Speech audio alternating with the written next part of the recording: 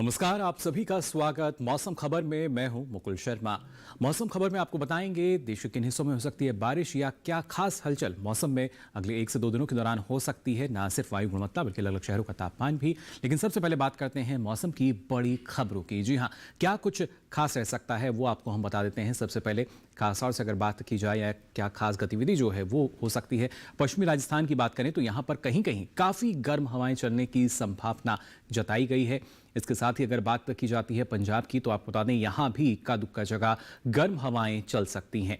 इसके साथ ही अगर नजर डालते हैं खासतौर से आंध्र प्रदेश पर तो यहाँ पर तटीय इलाकों में काफ़ी तेज बारिश का अंदेशा जताया गया है चक्रवात की वजह से। और इसके साथ ही ओडिशा की भी अगर बात की जाए तो यहाँ भी तटीय हिस्सों में भारी बारिश की संभावना जताई गई है भारत मौसम विज्ञान विभाग द्वारा। वहीं अरुणाचल प्रदेश की भी बात करें तो यहाँ भी कहीं कहीं जो बादल है वो जमकर बरस सकते हैं। तो जाना आपने क्या कुछ खास रह सकता है, आइए आगे बढ़ते हैं और नजर डालते हैं मौसम पूर्वानुमान पर। सबसे पहले बात करते हैं चेतावनी की। क्या कहीं पर जो चेतावनी है वो जारी की गई है नहीं, या देश के बाकी हिस्सों में बारिश की स्थिति क्या रहेगी। लेकिन सबसे पहले चेतावनी की आइए बात कर लेते हैं। आप देख सकते हैं इस मैप में अलग अलग रंग जो है वो आपको नजर आ रहे होंगे। जो हरा रंग है इस बात का सूचक कि इन क्षेत्रों में किसी भी तरह की कोई चेतावनी नहीं है। लेकिन सबसे पहले अगर हम बात करते हैं खासतौर से तटीय आंध्र प्रदेश की, ओडिशा की और पश्चिम बंगाल की, तो यहाँ पर लगातार एक चक्रवात की वजह से न सिर्फ भारी बारिश बल्कि तेज हवाओं की संभावना जताई गई है, नजर बनाए रखने की बात कही गई है। जबकि अगर हम पूर्वोत्तर की बात करते हैं तो यहां पर कहीं कहीं भारी बारिश जो है वो हो सकती है। इसके अलावा उत्तरी भारत में आपको बता दें, राजस्थान की बात की जाए, दिल्ली की हम बात करें, पंजाब की, तो यहां पर गर्म हवाएं चल सकती हैं। गुजरात में भी यही स्थिति देखने को मिल सकती है। जबकि दक्षिण भारत में आप देख सकते हैं कुछ एक जगह बिजली चमकने के साथ ही जो गरज की संभावना है वो यहां पर इन क्षेत्रों में जताई गई है। यानी मौसम में जो खास गतिविधि है वो जरूर इन पर हो सकती है और उसी वजह से नजर बनाए रखने की जो बात है वो भारत मौसम विज्ञान विभाग द्वारा कही गई है। तो जान लिया आपने कहां कहां पर जो चेतावनी है वो जारी की गई नहीं है। और सबसे महत्वपूर्ण यही कि चक्रवात की जो स्थिति बनती नजर आ रही है बंगाल की खाड़ी से, लेकिन इस दौरान जो बारिश की स्थिति है देखिए वो क्या रह सकती है ये जान लेते हैं। आप देख सकते हैं जम्मू कश्मीर की हम बात करें, लद्दाख की बात की जाए और इसके साथ साथ हिमाचल प्रदेश, उत्तराखंड, जबकि पूर्वी उत्तर प्रदेश की भी हम बात करें तो यहाँ पर कहीं कहीं बारिश हो सकती है। जबकि पंजाब की बात करें, हरियाणा, राजधानी दिल्ली और पश्चिमी उत्तर प्रदेश, यहाँ पर किसी भी तरह की जो बारिश का अनुमान है वो नहीं जताया गया है। ना सिर्फ जो पहाड़ी राज्य हैं उनमें आप देख सकते हैं कहीं कहीं जो बारिश है वो हो सकती है, जबकि खासतौर से पूर्वी उत्तर प्रदेश की भी अगर बात की जाए यहाँ बारिश होगी। और इसके साथ ही देखिए पूर्वी भारत में अगर पूर्वोत्तर राज्यों की हम बात करते हैं तो अधिकतर जगह बारिश की संभावना जताई गई है। अरुणाचल प्रदेश की भी बात करें तो अनेक जगह यहाँ भी बारिश हो सकती है। जबकि आगे पश्चिम बंगाल में भी आप देख सकते हैं कई जगह यहाँ बारिश होगी। बिहार, झारखंड, ओडिशा की अगर बात की जाए तो यहाँ भी कहीं कहीं बारिश का अनुमान जताया गया है। दक्षिण भारत की स्थिति आइए जान लेते हैं। केरल की अगर बात की जाए तो आप देख सकते हैं यहाँ पर अनेक स्थानों पर बारिश का अनुमान है। जबकि बीती उत्तरी कर्नाटक की बात की जाए, दक्षिण कर्नाटक की हम बात करें, तमिलनाडु की बात करें या यहाँ पर तटीय आंध्र प्रदेश में आप देख सकते हैं लगातार कहीं कहीं बारिश की संभावना है। अंडमान निकोबार में भी आप देख सकते हैं कहीं कहीं जो बारिश की संभावना है वो सीधे तौर पर जताई गई है। और मध्य भारत की स्थिति आप देख सकते हैं यहाँ पर ना सिर्फ कोंकण, गोवा की बात की जाए, मध्य महाराष्ट्र की हम बात करें, मराठवाड़ा की बात करें तो यहाँ भी कहीं कहीं बारिश हो सकती है। जबकि मध्य प्रदेश की बात की जाए, छत्तीसगढ़ की बात करें, विदर्भ की बात की जाए या गुजरात, सौराष्ट्र, कच्छ या फिर इसके साथ साथ राजस्थान, यहाँ फिलहाल बारिश का कोई अनुमान नहीं जताया गया है। और पिछले 24 घंटों के दौरान क्या खास गतिविधि जो है वो दर्ज की गई है अलग अलग क्षेत्रों में, आइए इस पर नजर डाल लेते हैं। पश्चिमी राजस्थान की अगर बात की जाए तो देखिए लगातार जो हवाएं हैं उनका दौर यहाँ पर जारी रहा, गर्म हवाओं का। साथ ही आप पूर्वी उत्तर प्रदेश में भी देख सकते हैं तेज हवाएं भी चली, उसके साथ साथ बारिश भी दर्ज की गई। उत्तराखंड की भी अगर हम बात करें तो यहाँ भी आप देख सकते हैं बारिश और तेज हवाओं का दौर जारी रहा। और इसके साथ साथ जम्मू कश्मीर की बात की जाए, लद्दाख की हम बात करें या इसके साथ साथ खासतौर से हिमाचल प्रदेश, तो यहाँ भी जो बारिश की स्थिति है कहीं कहीं वो दर्ज हुई।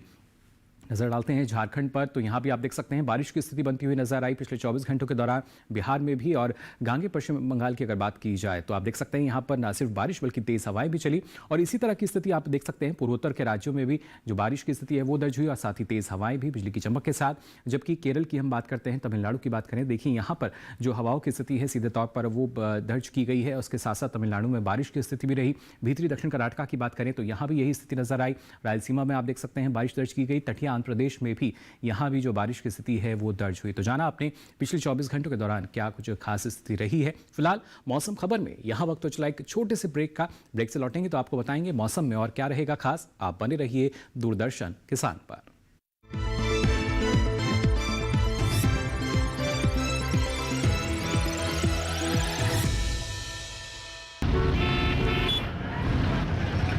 मैंने सोच लिया है, जब मैं बड़ा हो जाऊंगा ना, तब मैं साइकिल रिपेयर की दुकान खोलूंगा। क्यों? जिस तरह आप सब पेट्रोल वेस्ट कर रहे हैं, फ्यूचर में तो पेट्रोल बचेगा ही नहीं। तब तो सब साइकिल ही चलाएंगे ना। खुद ही सारा पेट्रोल खत्म करेंगे या कुछ अपने बच्चों के लिए भी छोड़ेंगे? प्लीज कम से कम सिग्नल पे तो इंजन ऑफ कीजिए। पीसीआरए का एंड्रॉइड ऐप डाउनलोड करें और ईंधन बचाने के उपाय जानें। पेट्रोलियम संरक्षण अनुसंधान संघ, पेट्रोलियम एवं प्राकृतिक गैस मंत्रालय, भारत सरकार द्वारा जनहित में जारी। ओए देख, पवन आ गया। पवन, वहाँ क्यों पता बैठा नहीं है? तुझे उसे टीबी है। लास्ट बेंच का मजा अकेले अकेले। पता है ना, मुझे टीबी है। चल चल, तुझे पता है ना, इलाज का असर शुरू होने के बाद टीबी के इन्फेक्शन का डर नहीं रहता। टिफिन में क्या है?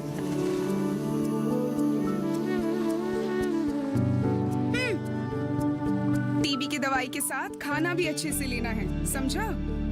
अपनों का जोड़ है टीबी का तोड़, तो फिर भेदभाव क्यों?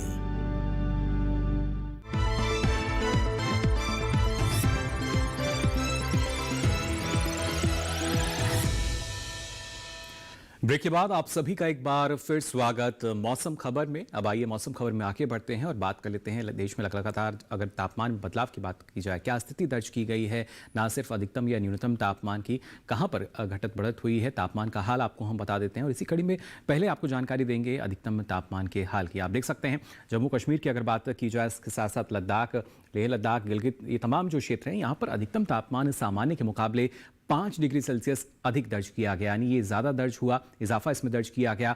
और खासतौर से अरुणाचल प्रदेश की बात की जाए तो आप देख सकते हैं यहाँ भी जो अधिकतम तापमान है ये 5 डिग्री सेल्सियस अधिक दर्ज किया गया सामान्य तापमान के मुकाबले, यानी यहाँ भी इजाफा जो है वो लगातार दर्ज किया गया है। खासतौर से नागालैंड, मणिपुर, मिजोरम और त्रिपुरा की भी हम बात करें तो यहाँ भी 3 से 5 डिग्री सेल्सियस अधिक दर्ज हुआ अधिकतम तापमान सामान्य तापमान के मुकाबले। लगातार जो बारिश की स्थिति है वो हमने इन राज्यों में देखी थी। और यहाँ अगर खासतौर से उपहिमालय, पश्चिम बंगाल और सिक्किम की भी बात की जाए तो यहाँ भी यही स्थिति, यानी 3 से 5 डिग्री सेल्सियस अधिक दर्ज किया गया है अधिकतम तापमान सामान्य तापमान के मुकाबले।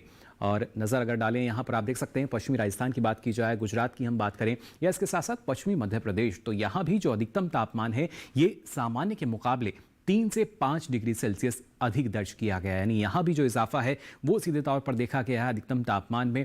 जबकि हिमाचल प्रदेश की अगर बात की जाए तो यहाँ अधिकतम तापमान जो है 1.6 से 3 डिग्री सेल्सियस अधिक दर्ज हुआ पिछले 24 घंटों के दौरान।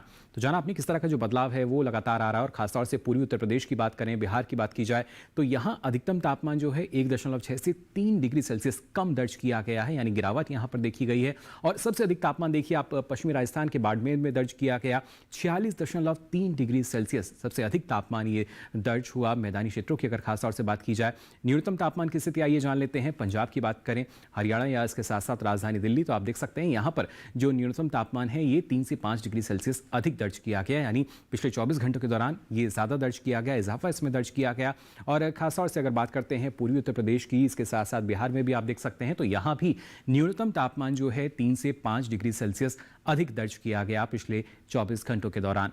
और खासतौर से पश्चिमी राजस्थान, पूर्वी राजस्थान की बात की जाए या आप देख सकते हैं पूर्वी मध्य प्रदेश, तो यहाँ न्यूनतम तापमान 3 से 5 डिग्री सेल्सियस अधिक दर्ज किया गया, यानी यहाँ भी जो इजाफा है न्यूनतम तापमान में वो देखा गया। और नज़र अगर डालते हैं खासतौर से जम्मू कश्मीर पर, लद्दाख पर, इसके साथ साथ हिमाचल प्रदेश, उत्तराखंड, तो यहाँ आप देख सकते हैं 1.6 से 3 डिग्री सेल्सियस अधिक रहा न्यूनतम तापमान सामान्य तापमान के मुकाबले। किस तरीके से जो इजाफा है वो देखा गया है यहाँ पर।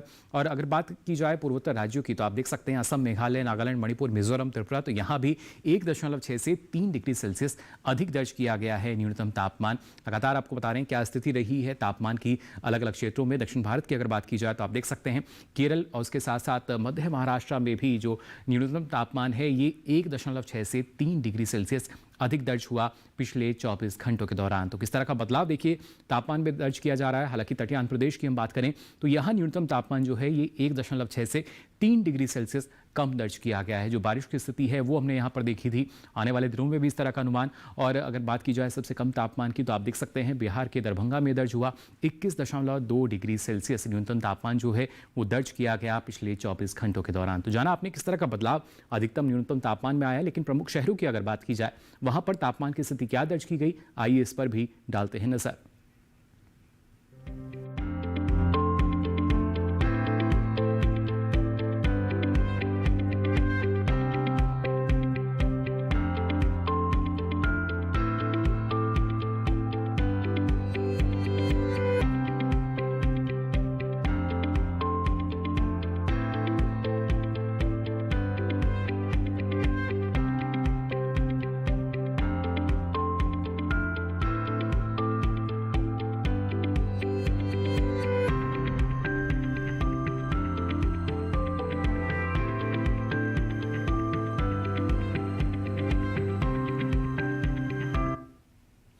और इसी के साथ ही मौसम खबर में यहाँ वक्त हो चला एक और छोटे से ब्रेक का। ब्रेक से लौटेंगे तो आपको बताएंगे क्या कुछ खास रहेगा मौसम में।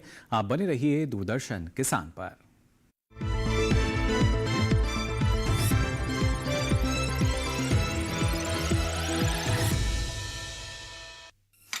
ये लो। गुड न्यूज सर, आज से आपको पेट्रोल पे 20% का डिस्काउंट मिलेगा। 20%। लॉटरी लग गई।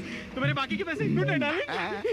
वो तो आपके हाथ में ना। 45 की स्पीड पे गाड़ी चलाइए, रेड लाइट पे इंजन ऑफ कर दीजिए, 20% पेट्रोल तो जरूर बचेगा। बात तो वही है ना। पीसीआरए का एंड्रॉइड ऐप डाउनलोड करें और ईंधन बचाने के उपाय जानें। पेट्रोलियम संरक्षण अनुसंधान संघ, पेट्रोलियम एवं प्राकृतिक गैस मंत्रालय, भारत सरकार द्वारा जनहित में जारी। जानेंगे क्या है किसानों का हाल, हम पहुंचेंगे आपके गांव, मिलेगा सरकारी योजनाओं का ज्ञान, जब लगेगी चौपाल। देखिए चौपाल चर्चा सोमवार से शुक्रवार सुबह 9 बजे सिर्फ दूरदर्शन किसान पर।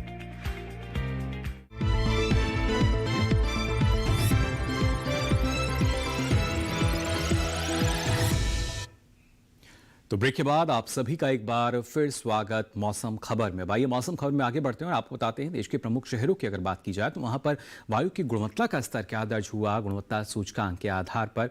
जी हाँ, यानी वायु गुणवत्ता का हाल जो है वो आपको हम बता देते हैं प्रमुख शहरों में क्या स्थिति दर्ज की गई है।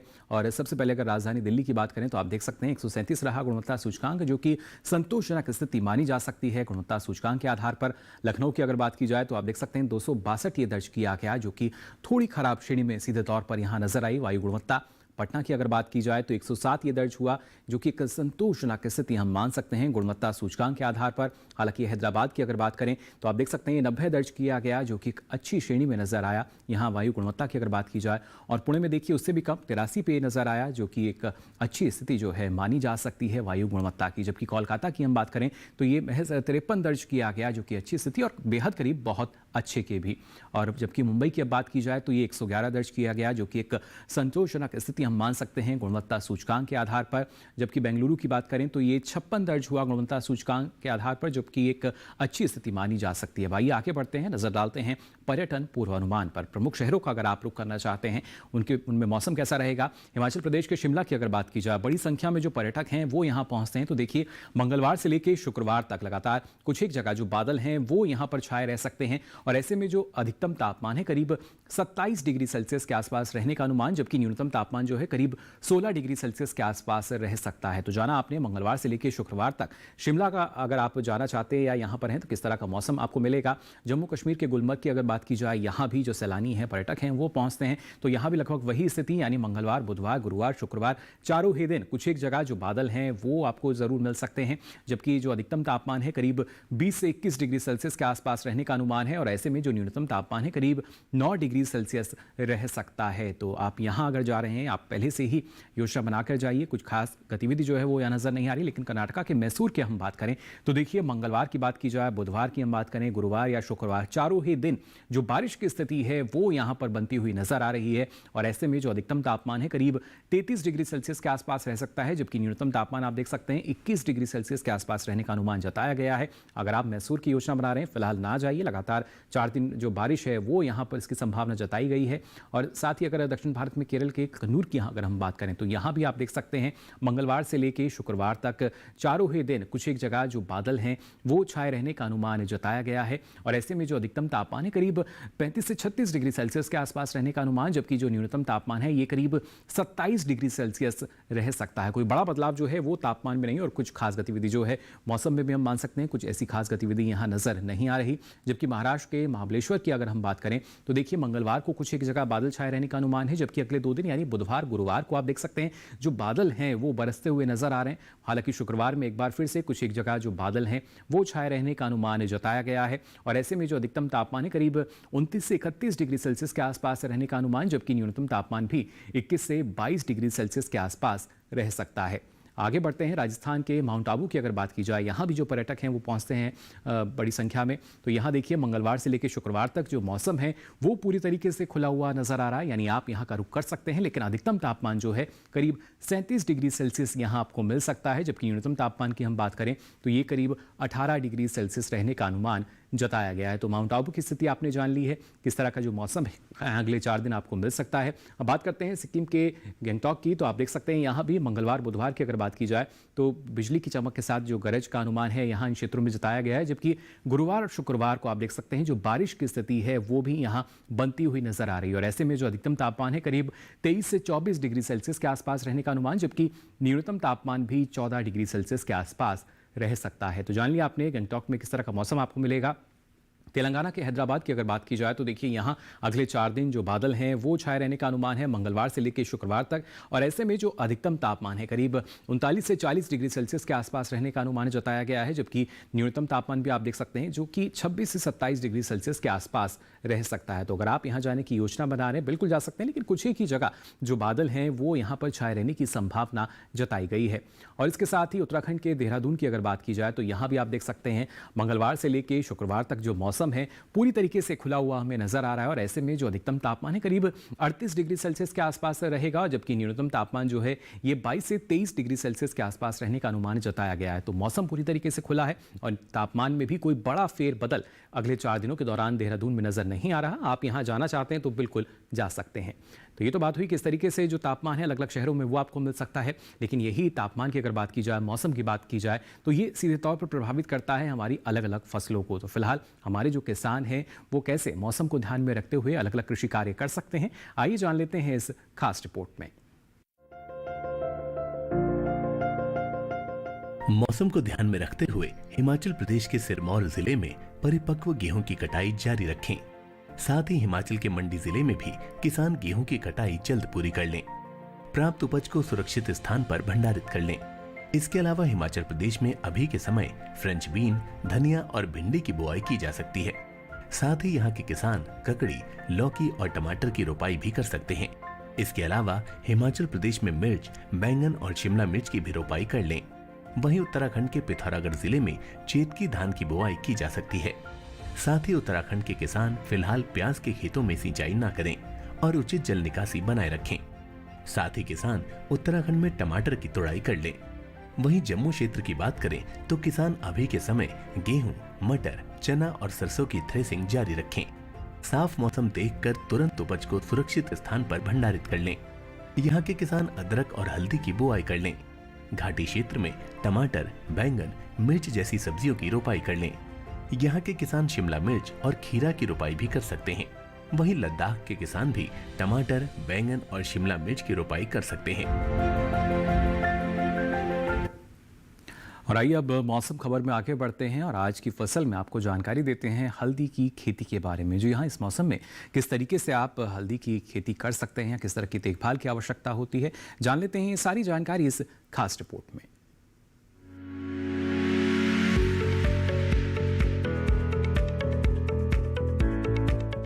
हल्दी की पैदावार, उपभोग और निर्यात के मामले में भारत सबसे ऊपर है।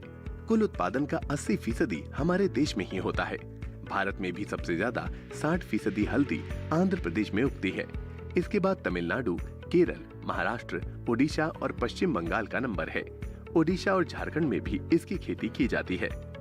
ये उष्णकटिबंधीय मसाला फसल है। इसे गर्मी के मौसम में भी उगाया जाता है और मानसून में भी। खरीफ मौसम में ये सबसे उपयुक्त फसल है। अंतर्वर्ती फसल के रूप में की जा सकती है खेती। हल्दी को 4.5 से 7.5 pH वाली दोमट और बलुई दोमट मिट्टी चाहिए।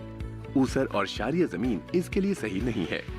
केरल और पश्चिमी तट वाले हिस्सों में अप्रैल और मई के दौरान इसकी बुआई हो जाती है। 1 हेक्टेयर बुआई के लिए 20 से 25 क्विंटल प्रकंद की जरूरत होगी। कंद स्वस्थ और उसका वजन 25 ग्राम के आसपास हो। मात्र प्रकंद को 2 टुकड़ों में बांट लें, जबकि द्वितीयक प्रकंद के 4 से 5 सेंटीमीटर लंबे टुकड़े बनाएं। बीज को लगाने से पहले भीगे पुआल में रखें। इससे उनमें अंकुरण होगा और खेत में जल्दी जमेंगे। हल्दी की बुआई नाली बनाकर की जाती है। 40 से 50 सेंटीमीटर की दूरी पर नाली तैयार करनी है, जिसकी चौड़ाई और गहराई 15 से 20 सेंटीमीटर रखनी है। नाली में मिट्टी, ट्राइकोडर्मा युक्त कंपोस्ट और रासायनिक खाद को अच्छी तरह मिलाते हैं। फिर 10 सेंटीमीटर की दूरी पर प्रकंदों को रखकर मिट्टी से ढक देते हैं। नाली जमीन से नीची रहनी चाहिए ताकि गर्मियों में पानी देने में आसानी हो और बरसात में इस पर मिट्टी चढ़ा दी जाए। बुआई करते समय आंख को ऊपर की ओर रखें। बुआई के बाद सिंचाई करके पलवार कर दें। 1 हेक्टेयर हल्दी को 100 किलो नाइट्रोजन, 50 किलो फास्फोरस और 100 किलो पोटाश दें। खेत की तैयारी के दौरान फास्फोरस की पूरी मात्रा और पोटाश की आधी मात्रा देनी है। 45 से 60 दिन बाद नाइट्रोजन की आधी मात्रा और पोटाश की बची हुई आधी मात्रा दे दें। बुआई के 90 दिन बाद नाइट्रोजन की बची आधी मात्रा भी दे दें। बुआई के 60, 120 और 150 दिनों पर निराई गुड़ाई करनी होगी।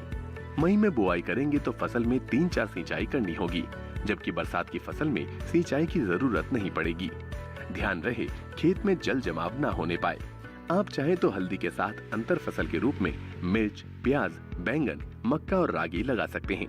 अंतर फसल में हल्दी की हर 2 कतारों के बाद इनमें से किसी भी फसल की 1 कतार लगाएं।